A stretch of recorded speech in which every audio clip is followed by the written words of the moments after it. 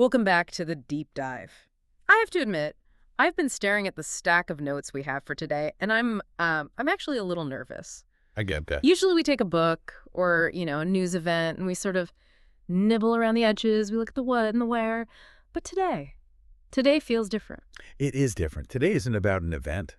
It's about the engine under the hood of history itself. The premise of the source material we are covering today is, frankly, massive. It's the kind of stuff that makes you look at your wallet, your voter registration card, and even your history degree, if you have one, and go, wait, is any of this real? It's the red pill moment, to borrow a phrase. Yeah. The central argument of these sources is that the history we are taught, the dates, the battles, the treaties, the great men, that is all surface noise. Right, it's the show. It's the theatrical performance put on for the public. But the real history, the structural history, that is the story of a very small group of people figuring out how to herd a very large group of people. And doing it so effectively that the herd doesn't even know there's a fence. Precisely, yeah. The sources argue that humanity hasn't really evolved from slavery to freedom. We've evolved from overt slavery, chains, whips, physical ownership, to covert slavery. Which is cleaner. Oh, much cleaner and much more efficient. Instead of chains, you use debt. Okay. Instead of whips, you use ideology. And instead of a plantation manager, you use a complex legal system that the average person can't possibly navigate. So we're calling this one the architecture of control. And just to give everyone listening a heads up on the scope here, we are going all the way back. I mean, we are starting in ancient Babylon, moving through Rome, the Middle Ages, the founding of the Federal Reserve, all the way up to modern digital surveillance. It's a long journey. It is, but the claim is that it's all one single evolving lineage of power. It's about connecting dots that are usually kept in separate rooms. We keep economics in one room, religion in another, and war in a third. The mission today is to open all the doors and see how they are actually part of the same house. I love that. The forbidden knowledge vibe is, it's off the charts today. So let's not waste time. Let's go to the ancient matrix. We are talking Sumer, Babylon, Egypt. When I think of control in those days, I think of a king with a big sword. But the sources say the real power wasn't the king. Well, the king was the muscle. Yeah. Wrong there. But the brain. The brain was the priesthood. And this is the first major realization. The first intelligence agency wasn't the CIA or MI6. It was the temple. Okay, explain that. How does a guy in a robe lighting incense equate to an intelligence agency? Think about what power really is. At its core, it's information. In ancient Sumer or Egypt, who knew when the river was going to flood? Right. Who knew when the eclipse was coming? Who understood the mathematics of the harvest? The priests. The priests. They monopolized data, astronomy, mathematics, the calendar. Now, put yourself in the shoes of an illiterate farmer in 3000 BC. If a man comes out of the temple and says the gods are angry, the sun will vanish tomorrow, and then the sun actually vanishes because he predicted an eclipse. You're terrified. You're absolutely terrified. You think he has a direct line to the creator of the universe. Exactly. And that fear is currency. The axiom here, the one that runs through this whole story, is security requires submission. I can save you from the flood, I can appease the angry gods, but you have to do exactly what I say. That is psychological conditioning 101. But they didn't just want obedience, right? I mean, it wasn't just about control for control's sake. They wanted stuff. Well, they wanted the surplus, of course. The temples were the first banks. This is a crucial point the sources make. We tend to think of religion and banking as polar opposites. One is spiritual, one is material. Yeah, completely separate worlds. In the ancient world, they were the same building. You stored your grain in the temple for safekeeping and, divine protection. And I'm guessing the priests would lend it out. At interest. Yeah. Very high interest. And if you had a bad harvest and couldn't pay back the grain plus the interest, They foreclose on your farm. they foreclose on you. You become a debt slave, you and your children. You create a class of people who are legally bound to work the land for the temple because they owe a debt they can never, ever mathematically repay. This brings us to Babylon, and specifically the invention of money. The sources call this the magic of money. I feel like this is where the scam really gets sophisticated. This is the pivot point. This is huge. Before this, trade is barter, or maybe you're weighing out lumps of gold and silver. But gold is heavy. It's dangerous to carry around. So you put your gold in the temple vault, and the priest gives you a clay tablet, a receipt. An IOU, 1 gold coin, something like that. Right. And people start realizing, hey, I can just trade this tablet. I don't need to go get the gold every single time. The receipt itself becomes the money. Okay, that makes sense. I mean, that's just efficiency, right? It starts as efficiency until the banker, the priest, realizes something. He's sitting in the vault looking at all this gold that nobody ever comes to collect, and he thinks, I have 100 gold coins in here, but I can issue receipts for 500 gold coins. Wait, so he's issuing receipts for gold that doesn't exist? He is creating money out of thin air. As long as everyone doesn't come for their gold on the same day, a bank run, nobody knows. Yeah. He can lend out these fake receipts and collect real interest, real labor, real goats, real weed on money that is pure fiction. That's fraud. But it's also the birth of fractional reserve banking. It is the foundation of our entire modern economy, the whole thing, the ability to create claim checks that exceed the underlying asset. And it gave the priesthood godlike power. They could decide who got rich and who starved just by deciding who got a loan. But the sources mention the Code of Hammurabi here. We always learn an eye for an eye, but apparently that wasn't the main point of the code. No, not at all. A huge chunk of Hammurabi's code was about regulating interest rates and managing debt. Huh. Now, why would he do that? Because the bankers, the priests, were getting too greedy. They were enslaving so many people through debt that society itself was becoming unstable. If everyone is a slave, who fights the wars? Who grows the food for the army? Exactly. If the population is crushed, the king gets nervous. His power base erodes. Right. So they instituted the Jubilee. The famous debt forgiveness. Yes, but the sources argue this wasn't charity. It wasn't the king being nice. It was a systemic reset. Imagine a game of Monopoly where one player has all the money and all the property. The game stops. It's over. You can't keep playing. So what do? You flip the board, pass out fresh cash, and start the game again. It preserves the system by venting the pressure. Wow. Okay, so Babylon gives us the mechanism of debt and the receipts. Now let's move to Rome. The sources describe Rome as the blueprint for how to manage a massive empire. Rome takes the Babylonian economic model, and it adds industrial-scale military force. But the sources focus on something very specific, the destruction of the middle class. Economic cannibalism, they call it. It's a great term, a perfect term. Think about the Roman Republic. Initially, it's built on these independent farmers. They own their land, they serve in the army, they have a stake in the system. But then Rome starts conquering the world. And brings back slaves. Millions of them. Now, if you are a rich senator, you buy 1,000 slaves to work your massive estate, your latifundia.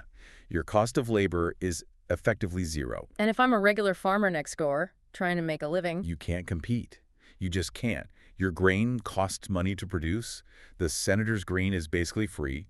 You go bankrupt. You sell your farm to the senator for pennies on the dollar. And you move to the city, unemployed and angry.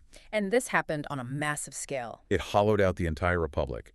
Wealth concentrated into the hands of a tiny elite, the optimates, and everyone else became the proletariat, the breeders. That's literally what it means. So now you have a city full of angry, unemployed men who know how to fight. That sounds like a powder keg. It is a massive powder keg. And that is where bread and circuses comes in. We use that phrase to mean, cheap entertainment, but it was a sophisticated control technology. Right. You provide free wheat, the dole, so they don't starve and revolt. And you provide the Colosseum violent, addictive spectacle to keep their minds occupied. It's distraction. Pure and simple. It's weaponized distraction. If they're screaming at the gladiator match, they aren't screaming at the Senate. This brings us to Julius Caesar. The sources have a really interesting take on him. Usually, he's the villain who killed democracy. But here, he's framed almost as a populist hero. Well, he was a populist. I mean, that part is historically accurate. He looked at this massive, angry mob and realized if I speak for them, I can take down the corrupt elite. The source argues that the republic that people like Cicero and Brutus were trying to save was a republic for the rich. It was an oligarchy. Okay. Caesar's assassination wasn't about saving freedom. It was a power struggle between the old money, the Senate, and a new autocrat who threatened their monopoly on power. It's just amazing how history rhymes. You have the elite, the populace, the angry mob, and the struggle for who gets to hold the reins. And the mechanism is always the same. Control money, control the attention. Okay, let's jump forward. Rome falls. The lights go out in Europe. We hit the Middle Ages. The control grid shifts from a centralized political empire to, well, the church. The Catholic Church in the Middle Ages is the ultimate example of information control. For 1,000 years, the most important book in the world, the Bible, the manual for your eternal soul, was kept in a language the average person couldn't read. Latin. Latin. Imagine if the law code today was written in a secret code that only politicians could read. If you wanted to know if you were breaking the law, you had to ask them. That gives them total interpretive power. And the sources say they defended this monopoly violently. Extremely violently. People like William Tyndale. Translating the Bible into English or German was a capital offense. You could be burned at the stake. Why? Because if the peasant can read the text for himself, he realizes that nowhere in there does Jesus say, pay 10% of your income to the bishop in the fancy hat. This connects directly to the Cathars then, the Albigensian Crusade. I remember learning about this in school as a heresy trial, but the sources say it was really about the money. It's always about the money. The Cathars in southern France were Christians, but they rejected the material wealth and hierarchy of the church. They said the church was corrupt. Now, you can tolerate a theological disagreement, but you cannot tolerate an idea that threatens your revenue stream. If the Cathar idea spreads, that you don't need the church to talk to God, the tithes stop. The economic base collapses. So the Popes declared a crusade, not against Muslims in the Holy Land, but against Christians in France. And they wiped them out, men, women, children. It was a genocide to protect a monopoly. Speaking of monopolies and money in the Middle Ages, we have to talk about the Knights Templar. I feel like they are the stars of every conspiracy theory, but the sources frame them as corporate bankers. They were the first multinational corporation. I mean, think about the logistics of the Crusades. You're a noble in Paris, you want to go to Jerusalem. If you carry a chest of gold with you, You get robbed in the woods, instantly. right. So the Templars invent a system. You give your gold to the Templar temple in Paris. They give you a piece of paper, a coded letter of credit. You travel to Jerusalem, hand the paper to the Templar there, and he gives you the gold. That is literally a traveler's check. It is. It's brilliant. And just like the priests in Babylon, the Templars realized they could move money without moving metal. They became incredibly wealthy. They became the bankers to the kings of Europe. But there's a lesson here about who really holds the power, because the Templars didn't last. No. And this is a key lesson in the architecture of control. The Templars had the money, but they didn't have the state's army. King Philip V of France, Philip the Fair, owed them a fortune. He was completely broke. He didn't want to pay. So what does he do? He opens the envelopes. On Friday the 13th, October 1307, he executes a synchronized raid across all of France. He arrests the Templars, accuses them of devil worship and all sorts of heresy, tortures confessions out of them, and burns them at the stake. And cancels his debt. Exactly. The lesson for the banking class was seared into history.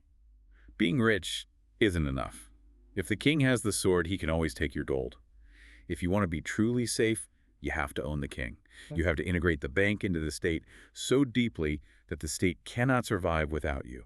And that transition happens later with the Bank of England. But first, we have the Great Disruption, the printing press. The internet of its day, no question. It broke the cost barrier of information.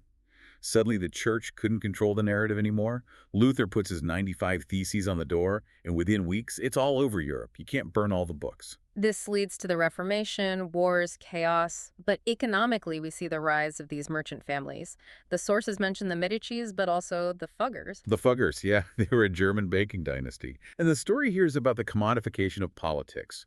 When Charles V wanted to become Holy Roman Emperor, he didn't win it by being the most pious or the most noble. He bought it. He bribed the electors with money borrowed from the Fuggers. So the emperor himself is in debt to the banker. Precisely.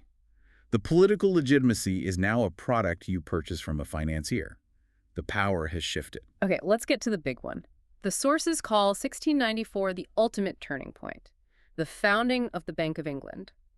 Why is this specific date the moment the matrix really clicks into place? Because this is where the modern model of covert slavery is formalized. It's the blueprint. Here's the setup. England is fighting France.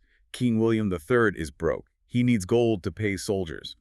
But his credit is trash. Nobody trusts a king to pay them back. Right. They're notoriously bad for that. So a syndicate of bankers, led by a man named William Patterson, approaches him with a deal. They say, we will lend you 1.2 million pounds in gold. But in exchange, we want a royal charter to launch a bank. We want the legal right to print paper notes up to the amount of the loan and lend those notes out to the public. Wait, okay, I need to understand this mechanism. They lend the gold to the king, but they also keep the right to issue paper money against that same gold. It's double counting. It's alchemy. They monetize the king's debt. But here is the kicker, the part that traps the nation forever. The government agrees to pay interest on the money it borrows. So the national currency from its very birth is a debt. Yes. From that moment on, every pound in circulation represents a debt owed to a private bank. If Britain never paid off its debt, the money supply would completely cease to exist. The nation is contractually obligated to be in debt forever. And the taxes, what are they for? The taxes are just to pay the interest. The source calls this the scam. You have a private corporation, the Bank of England, that has the power to print money, lend it to the government at interest, and then have the government use armed force to collect taxes to pay them back. It's the perfect merger. The bank gets the state's sword, the state gets the bank's gold. And this model, the central banking model, was so successful, so unbelievably profitable, that it was exported. It conquered the world. It also empowered these massive corporate sovereigns like the East India Company. The sources get pretty dark here regarding the Opium Wars. It's the ultimate example of the state acting as a mafia enforcer for a corporation. The British East India Company was growing opium in India and smuggling it into China.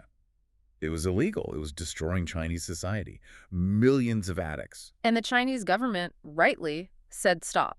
They confiscated the drugs and burned them. A totally sovereign and understandable act. And what did Britain do? Did they apologize? No. The British government sent the Royal Navy to bombard Chinese cities to force them to accept the drug trade. So you have the British military killing people to ensure a private corporation can sell heroin. That is the architecture of control in action. The flag follows the trade. The military serves the monopoly. Okay, that is heavy. Let's move into the 19th century, the Age of Revolutions. We usually think of this as power to the people, but the sources are, well, they're skeptical. They argue that many of these revolutions weren't organic uprisings, but managed transitions. And this is where we have to touch on the secret societies. Freemasonry, the Illuminati. Okay, hold on. The Illuminati. Before we go on, are we talking about pop stars covering one eye, or are we talking about historical facts? We are talking history. Adam Weishaupt, a professor of canon law, founded the Order of the Illuminati in Bavaria in 1776. This isn't a theory, it's in the historical record. His goal wasn't devil worship, it was political. He wanted to infiltrate the Freemasonic lodges, which were the social clubs of the European elite, and steer them towards secular republicanism. He wanted to take down the monarchies and the church. Exactly. The argument is that these lodges became the safe spaces, the incubators, where revolutionaries could plot without the king's spies listening in. It's networking for regime change. And then we have Napoleon. The sources seem to have a soft spot for him, or at least they view him as a glitch in the banker's plan. Napoleon was a control freak, absolutely, but he hated debt. He refused to let the bankers run France's money. He said, "The hand that gives is above the hand that takes." He wanted the state to issue the currency backed by its own authority. Which made him the enemy of the London financiers. Public enemy number one. And this leads to the Waterloo legend. The Nathan Rothschild story, I've heard versions of this. Break down what the sources say happened. So the Battle of Waterloo decides the fate of Europe. If Napoleon wins, the British stock market crashes. If he loses, it soars. Nathan Rothschild, the head of the banking family in London, has a courier network that is faster than the government's own. So he knows the outcome before the king does. He gets the news that Napoleon has lost, Wellington has won. But what does he do? He goes to the London Stock Exchange, stands at his usual pillar, and starts selling everything. He sells, but that signals. It signals to everyone else, Rothschild is selling, he must know something. Napoleon must have won, Britain is doomed. Everyone panics. They sell everything. Prices crash to near zero. And then? At the last minute, Rothschild's agents step in and buy it all back for pennies on the pound. When the official news arrives hours later that Napoleon lost, the market skyrockets. In one day, he multiplied his family's fortune and effectively captured the British economy. Whether every detail is perfect history or not, the mechanism is crystal clear. Information asymmetry is the ultimate weapon in finance. He knew what the herd didn't. That's the key to the whole system. Now, while the financiers are playing 4D chess, the masses need to be managed. We can't have everyone trying to be a Rothschild. This brings us to the Prussian education system. I was shocked by how explicit the sources are about this. This is uncomfortable for a lot of people because we cherish our schools. Yeah. But the modern school system, the structure of it, was imported from Prussia, modern Germany, by Horace Mann in the 1840s. And the Prussian intent was very, very clear. They had just lost a war to Napoleon, and they decided the problem was that their soldiers thought too much. They were too independent. He wanted obedience, not initiative. They wanted reliable parts for the state machine. Just look at a classroom. Rows of desks, a bell that rings to change tasks, regardless of interest or mastery. You have to ask permission to speak or even to go to the bathroom. Rote memorization of facts, not critical thinking. It's a factory floor. Or a barracks. It is designed to produce factory workers and soldiers who follow orders without question.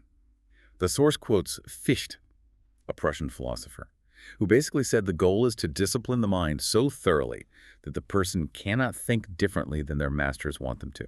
Wow. That explains why I still get anxious when I hear a school bell ring. Okay, let's move to the American Civil War. We know the history, slavery, states' rights, but the sources highlight a financial war happening behind the scenes. The greenback. Yeah. This is a massive what-if in history. Lincoln needs money to fight the South. He goes to the New York bankers, who are all connected to London. They want to charge him 20–30% interest. They see it as an opportunity to bankrupt the U.S. government. So Lincoln flips the table on them. He creates the greenback, Yeah. U.S. notes, issued directly by the Treasury. No debt, no interest. Just the government saying, this is money because we say so, and we will accept it for all taxes. And it worked. It worked brilliantly. It funded the entire Union war effort. But it terrified the international bankers. The London Times even wrote an editorial saying that if this mischievous financial policy endures, the U.S. government will pay off its debts and be the most prosperous nation in history, and therefore it must be destroyed. And the sources draw a direct line from that editorial to the assassination. Lincoln is killed. And what happens almost immediately after? The greenback is retired. The bankers get their control back. The source implies very strongly that this was a removal of a financial threat, not just a political one. Which brings us to the era of the robber barons. Rockefeller, Carnegie, Morgan, they consolidate industry, but they also invent philanthropy as control. This is so counterintuitive. We think of philanthropy as charity, as a good thing. But Rockefeller realized that if you donate millions to a university or a medical board, you get to sit on the board of directors. You get to write the bylaws. You control what gets taught. Specifically in medicine. The sources point to the Flexner Report of 1910. Rockefeller and Carnegie funded a study that basically went around and said, any medical school that focuses on herbs, nutrition, or holistic healing is unscientific quackery. We will only fund schools that teach drug-based petrochemical medicine. Because Rockefeller owned the oil companies that made the chemicals for the drugs. Exactly. He created the market for his own product by banning the competition in the education system itself. It's brilliant, and it's diabolical. And then we arrive at the coup, 1913, the creature from Jekyll Island. The sources present this as the death knell of American economic independence. It is the moment the Bank of England model was finally and permanently clamped onto the United States. It starts with the Panic of 1907. The market crashed. People lost their savings. Chaos. But the sources say J.T. Morgan actually caused the crash. He deliberately spread rumors that certain banks were insolvent. He started the run. Why? To create fear. To make the public beg for a solution. It's the classic strategy. Problem-reaction solution. And the solution is, we need a central authority to save us. Right. So in 1910, a group of men, Senator Nelson Aldrich, the banker Paul Warburg, Frank Vanderlip from National City Bankman, representing about 25% of the world's wealth at the time, get on a private train car with the blinds drawn. They go to a hunting club on Jekyll Island, Georgia. And they write the Federal Reserve Act. They spent a week writing the legislation that would hand control of the U.S. currency over to a private banking cartel. And they were so secretive they only used first names, just in case the servants overheard them. And when did they pass this thing? December 23, 1913. 2 days before Christmas. Most of Congress had already gone home for the holidays. They rammed it through with almost no debate. So let's just clarify for everyone what the Fed is, because the name Federal Reserve sounds completely government-owned. It's designed to. I mean, that's the genius of the branding, isn't it? Right. But it's not federal. It has no reserves to speak of. It is a private corporation owned by its member banks. It creates money out of debt, lends it to the U.S. government, and charges interest. And to pay that interest. The income tax. The 16th Amendment was ratified the very same year, 1913. You cannot have the Fed without the tax. The income tax essentially collateralizes the labor of every American citizen to pay the interest to the bankers. We are the collateral. We are the asset backing the loan. Wow. Okay. And just to show how far this control goes, the sources mention Nikola Tesla in this same era. This is the technology side of the control. Yeah. Tesla wanted to build the Wardenclyffe Tower. Wireless, free energy for the whole planet. You stick an antenna in the ground, you get power. And his backer was J.P. Morgan. It was, until Morgan asked the famous question, where do I put the meter? If you can't meter it, you can't charge for it. Morgan cut the funding and blacklisted Tesla from getting any other funding. The tower was torn down for scrap. It's a stark example. The system does not want abundance. It wants scarcity. Scarcity is profitable. Free energy destroys the control grid. Moving into the 20th century, World War I. The sources call wars transfer mechanisms. What does that mean? Wars do two things very effectively. They transfer wealth from the taxpayer to the military-industrial complex, that's the banks and the manufacturers, and they transfer sovereignty from nations to international organizations. For WWI, the focus is on the Lusitania. The passenger ship sunk by a German U-boat. It was the catalyst for the U.S. entering the war. The history books say it was a tragedy, an innocent civilian ship. But the sources say it was bait. It was loaded with tons of munitions. The manifest is public record. The Germans knew it. They even took out ads in New York newspapers warning Americans not to get on the ship. Churchill and the British Admiralty knew the U-boats were in the area. They let the ship go unescorted into a war zone. They sacrificed the ship to get the public outrage needed to enter the war. And it worked perfectly. Yeah. Then you have the Balfour Declaration in 1917. This is a letter from Lord Balfour to Gesso. Let me guess. Rothschild. Lord Rothschild. Promising a Zionist homeland in Palestine. The source suggests this was the deal. The Zionists would use their influence to bring the U.S. into the war on Britain's side, and in exchange, Britain would give them Palestine after the war. It's all horse trading. Then we get to the funding of totalitarianism. This is the part that really messes with the good guys versus bad guys narrative we're all taught. You have to follow the money. Who funded the Bolshevik Revolution? The sources point to financing from Wall Street. Why? Because they wanted access to Russia's vast resources. Who funded the Nazis? American corporations. IG Farben, the German chemical giant that made the gas for the camps, was in a cartel with Standard Oil, which was Rockefeller's company. They shared patents. The Luftwaffe was flying planes using fuel additives developed by Standard Oil. And Prescott Bush, the father and grandfather of 2 U.S. presidents. He was a director at the Union Banking Corporation. In 1942, while U.S. soldiers were dying fighting Nazis, the U.S. government seized that bank under the Trading with the Enemy Act because it was laundering money for Fritz Thyssen, the man who funded Hitler's rise to power. So the elites were betting on both horses. Always. War is a racket. You profit from the buildup, you profit from the destruction, and you profit from the reconstruction. Then we have the aftermath of the war. Operation Paperclip. The war ends. We discover the Nazi scientists were doing horrific things, unspeakable experiments. Do we put them all on trial? No. We hire them. Werner von Braun, the SS officer who built the V-2 rockets using slave labor, becomes the hero of NASA and puts a man on the moon. We integrated the Third Reich's brain trust directly into the U.S. deep state. Which leads directly to the creation of the CIA in 1947. The sources are absolutely brutal on the CIA. They describe it not as an intelligence agency, but as the private, unaccountable army of the banking elite. Operation Mockingbird. This is crucial for understanding the news today. In the 1950s, the CIA launched Mockingbird. They infiltrated the media. They had paid journalists, assets at the New York Times, CBS, the Washington Post. Their job was to plant stories that served the agency's narrative. Fake news isn't new. It's institutional. Yeah. Then you have Operation Gladio in Europe, the strategy of tension. There were a series of horrific bombings in Italy and Belgium in the 70s and 80s, blamed on left-wing communists. But it turned out to be. It was stay-behind armies organized by NATO and the CIA. They blew up civilians at train stations to terrify the public into voting for law and order, right-wing governments. They killed innocent people to manipulate elections. That brings us to JFK. The sources call him the triple threat. According to this narrative, Kennedy was the last president to really try to unplug the machine. He wanted peace. He wanted out of Vietnam. That hurts the military contractors. He hated the CIA. He said he wanted to splinter it into 1,000 pieces and scatter it to the winds after the Bay of Pigs fiasco. And this is the big one, the money. Executive Order 11110.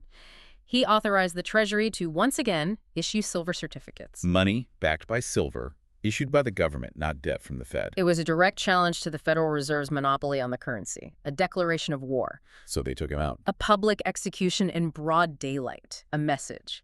And look at the results. LBJ takes over. Vietnam ramps up immediately. The silver certificates are withdrawn from circulation. The CIA budget grows. Message received. And Vietnam itself, the Gulf of Tonkin. Another faked event. They claimed North Vietnamese patrol boats launched an unprovoked attack on a U.S. destroyer. It never happened. The pilots themselves admitted it later, but it was the justification needed for the full-scale escalation. And the sources point out the profit centers: helicopters, napalm, and heroin. The Golden Triangle. Right. The CIA was flying heroin in out of Laos and Vietnam on their proprietary airline, Air America, using the drug money to fund off-the-books black ops all over the world. It's a self-licking ice cream cone of corruption. Okay, let's move to Section 5, the economic hitmen. We leave the gold standard for good in 1971, the Nixon shock. This changes the whole game. Now the dollar is pure fiat, backed by absolutely nothing but faith. To keep it valuable, they had to create the petrodollar system. The deal with Saudi Arabia. Kissinger flies to the House of Saud. The deal is simple. The U.S. military will protect you and keep your family in power forever. In exchange, you must price all OPEC oil sales in U.S. dollars. So if France or Japan or anyone wants to buy oil, they have to buy dollars first. Correct. It creates a massive, artificial, permanent global demand for the dollar. It allows the U.S. to print money endlessly and export its inflation because the rest of the world has to absorb those dollars to buy energy. And for the nations that don't have oil, the economic hitmen. This comes from the Confessions of John Perkins, who was one. The strategy is simple. 1. You go to a developing nation that has resources you want. 2. You produce a fraudulent economic report saying, if you build this massive power plant or this port or this highway, your economy will grow 20% a year. 3. The World Bank or IMF lends them billions of dollars to build it. 4. But the money doesn't go to the country. It goes directly to U.S. engineering firms like Bechtel or Halliburton to build the project. 5. The country is left with a project that doesn't help its people and a massive debt they can never hope to pay. And when they default? The IMF comes in. Oh, you can't pay? That's a shame. As a condition for restructuring your debt, you must sell us your water rights, your timber, your oil fields at pennies on the dollar. And you must vote with us in the UN. It's colonialism without the flag. It's debt slavery for nations. While that is happening to entire nations, there is a war on the mind of the individual. M. Cultra. The CIA literally trying to crack the human code to find a way to program people, giving massive doses of LSD to unsuspecting citizens, sensory deprivation, psychological and physical abuse. And the Unabomber connection. Ted Kaczynski was a participant in these brutal experiments at Harvard as a young math prodigy. The source implies they broke him. They created the monster they later hunted. And on a cultural level, the Frankfurt School. This is the shift from class war to culture war. The early Marxists realized the workers weren't going to revolt in the West because, frankly, life was too good. So they shifted to critical theory, critique everything, dismantle the family, dismantle religion, dismantle tradition. A strategy of demoralization. Make the population feel guilty for their own history, for their own success. And the Tavistock Institute in London, the argument presented is that they actually manufactured the counterculture of the 1960s. Wait, manufactured the Beatles, the hippies. Think about it. If you want to neutralize a generation of young people who might otherwise question the Vietnam War or the financial system, what do? You give them a new religion. You tell them to turn on, tune in, drop out, take drugs, have casual sex, stop caring about politics and economics. It fractured the continuity of wisdom. The youth stopped listening to their elders and started listening to the radio. And who programs the radio? Exactly. Let's hit the modern era, 9/11. The sources call it the new Pearl Harbor. We could do 10 hours on this alone. But the source material focuses on the anomalies. Building 7, a 47-story skyscraper that was not hit by a plane, had minimal fires, yet collapsed in perfect free-fall acceleration into its own footprint. That defies the laws of physics unless there was a controlled demolition. And the money. The day before, Rumsfeld on September 10th, 2001. He announced that the Pentagon couldn't account for $2.3 trillion. It was a massive scandal. The next day, the wing of the Pentagon that held the budget analysts and all the records was hit. The story completely vanished. And the outcome was the Patriot Act. Total surveillance, the end of privacy in America. Then 2008, the financial crisis. The Great Robbery. The banks sold toxic mortgages they knew would fail, bet against them with credit default swaps, crashed the global economy, and then demanded the taxpayers bail them out. It codified the idea of too big to fail. It proved, beyond any doubt, that the banks own the government. And now, the digital panopticon. surveillance capitalism. Google, Facebook, these didn't just start in garages, as the myth goes. They received crucial seed funding from In-Q-Tel, which is the CIA's own venture capital arm. The goal was always total information awareness. And social credit. We see the explicit version in China, but it's coming here in a softer form. Shadow banning, deplatforming, debanking. If you say the wrong thing, you just disappear from the digital public square. Which leads us to, right now, the Great Reset, the current era. The COVID response. The source views it as the largest wealth transfer in human history. Small businesses were forcibly closed and crushed. Amazon, Walmart, and Big Pharma doubled their profits. And the end game here is CBDCs, central bank digital currencies. Why is this different from just using my Visa card? It's already digital. This is the most important distinction for the listener to understand. When you use a Visa card, it's a digital message about your private money. A CBDC is not your money. It is a programmable token of liability from the central bank. Programmable how? They can program it to have an expiration date. Spend this stimulus check by Friday or it vanishes. They can restrict what you buy. You've bought too much meat this month, your carbon allowance is exceeded, transaction denied. They can tie it to your social score, your vaccination status. It's total control over every single transaction. It is the technological capacity for total tyranny. If they decide they don't like you and turn off your chip, you cannot buy food. You cease to exist economically. And transhumanism. You've all know Harari. He's the lead advisor to the World Economic Forum. He says things like, free will is over. He talks openly about creating hackable animals, putting the technology inside the body, merging man and machine. If that happens, the covert slavery becomes biological. The fence is no longer around you, it's inside you. Okay, I need a breath. Yeah. That is the timeline. It's a lot, but we need to look at the hidden mechanisms, specifically the legal stuff, the straw man.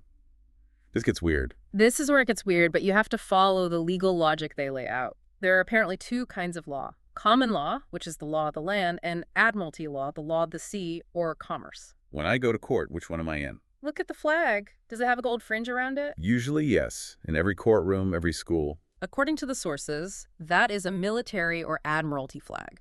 It signifies you are not on the land, you are effectively on a ship in international waters. And on a ship, the captain's word is law. The concept is this. When you are born, your parents sign a birth certificate. That document, they argue, creates a legal person, a corporation. That is why your name on your driver's license, your bank statement, your court summons is always in all caps. John Henry Doe. Right. The John Doe, in all caps, is a corporation, a legal fiction created by the state.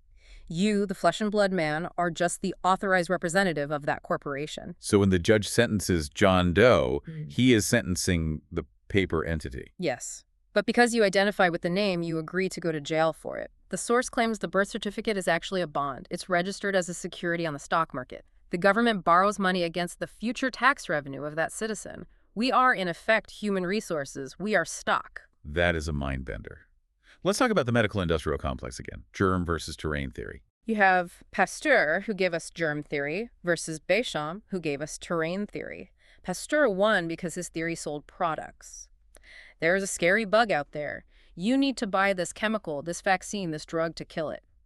Béchamp said, the bug doesn't matter nearly as much as the terrain. If your body, your internal environment, is healthy, the bug can't get a foothold. But you can't patent a healthy diet and clean water. Exactly. Béchamp is bad for business. Pasteur is a trillion-dollar industry, and we see this pattern of suppression, royal rife. In the 1930s, he invented a microscope that could see viruses live, which we still can't do easily, and a frequency machine that could shatter them like a crystal wine glass. And he claimed it cured cancer. He ran a clinical trial with the University of Southern California. 100% success rate on terminal cancer patients. What happened? The head of the AMA, Morris Fishbein, tried to buy him out. He refused. His lab was mysteriously arson. His doctors were threatened or bribed. The technology was buried. Planned obsolescence. The Phoebus cartel. This one is just infuriating. The major light bulb manufacturers, Philips, GE, met in Geneva in the 1920s and formed a secret cartel. They agreed, our light bulbs last too long, 2,500 hours. We need to engineer them to fail after 1,000 hours so people have to buy them more often.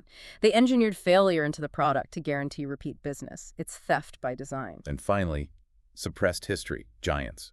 Really. The sources point to hundreds of newspaper reports from the 1800s and early 1900s of people finding 8-foot, 9-foot, even 12-foot skeletons in the burial mounds across America.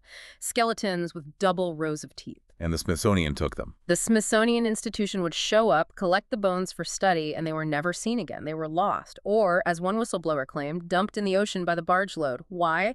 Because it completely contradicts the evolutionary narrative of linear progress. If there was a race of advanced giants here before us, the whole story falls apart. And Antarctica, the frozen lid at the bottom of the world. It's the one place on Earth all nations agree to ignore to make a nature preserve.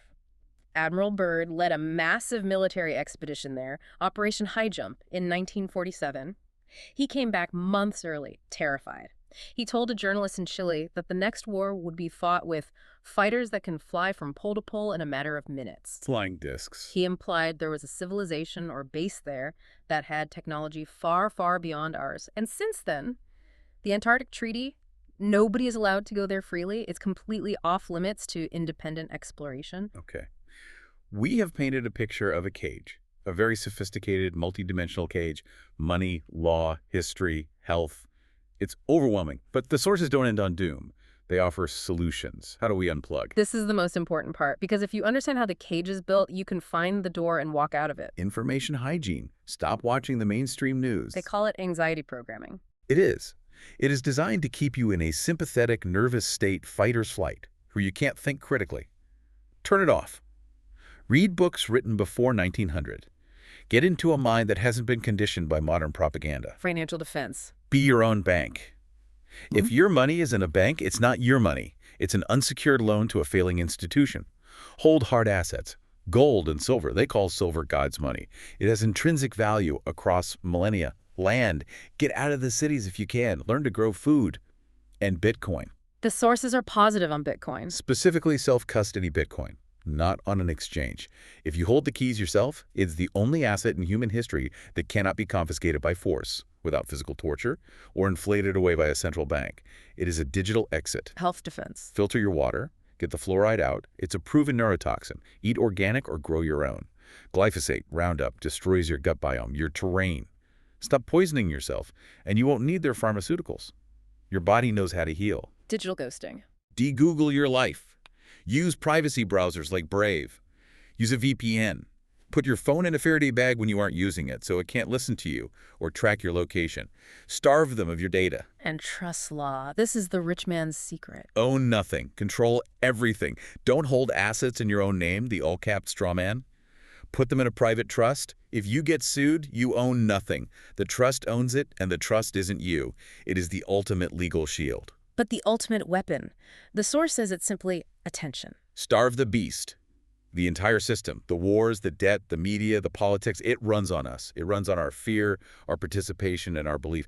If you stop believing their paper is money, if you stop believing their news is truth, if you stop looking at the screen and start growing a garden, teaching your own kids, trading with your neighbor, their power evaporates. It's a confidence game. And confidence requires consent. Simply withdraw your consent. They are few, we are many. That is the simple math they are absolutely terrified we will figure out. What a ride. This has been, well, a deep dive in the truest sense of the word to the listener. We know this is a lot. It might sound crazy. It might sound terrifying, or it might sound like the piece of the puzzle you've been missing your whole life. Don't take our word for any of it. Exactly. Don't believe us. Use this as a map. Go do your own digging. Go read the Federal Reserve Act for yourself. Read the Flexner Report. Look up Operation Northwoods. The information is out there. Knowledge is only power when you apply it. The cage door is open. You just have to have the courage to walk out. Thanks for listening. We'll see you on the other side.